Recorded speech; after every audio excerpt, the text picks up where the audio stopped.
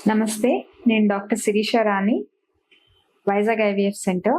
నేను ఈరోజు 40-50 years age గ్రూప్‌లో ఏ రకమైన జాగ్రత్తలు తీసుకోవాలి అన్న టాపిక్ గురించి మాట్లాడదాం అనుకుంటున్నాను.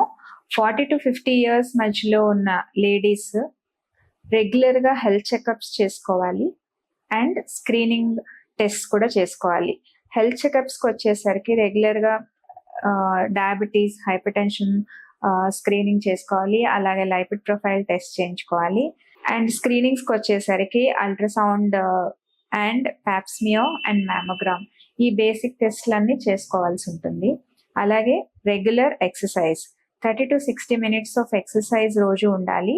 Along with the cardiovascular exercise like walking అలాంటి ఎక్సర్సైజ్‌తో పాటు యోగా అండ్ మెడిటేషన్ లాంటివి ఫ్లెక్సిబిలిటీ ఎక్సర్సైజెస్ కూడా చేస్తే మంచిది.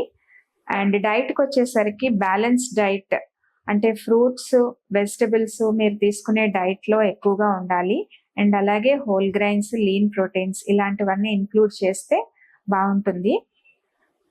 And stay hydrated always. 3-4 litres of water తాగాలి.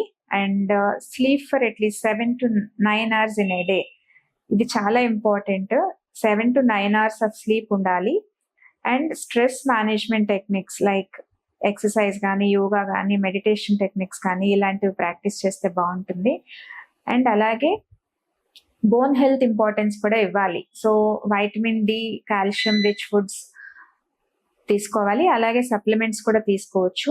రెండోది స్ట్రెంథనింగ్ ఎక్సర్సైజ్. ఎక్సర్సైజ్లో వెయిట్స్ తో చేస్తే గనక ఈ ఆస్టియోపోరోసిస్ అన్నది ప్రివెంట్ చేయొచ్చు. And last thing is prioritise self care. మన సెల్ఫ్ టైం అంటే ఏ రకమైన యాక్టివిటీస్ చేస్తే మీకు బాగుంటుందో అలాంటి ఎక్సర్సైజెస్ కానీ, యాక్టివిటీస్ కానీ చేస్తే ఈ ఏజ్ గ్రూప్లో చాలా వరకు మనం హెల్త్ ఇష్యూస్ అవాయిడ్ చేయడానికి అవకాశం ఉంటుంది.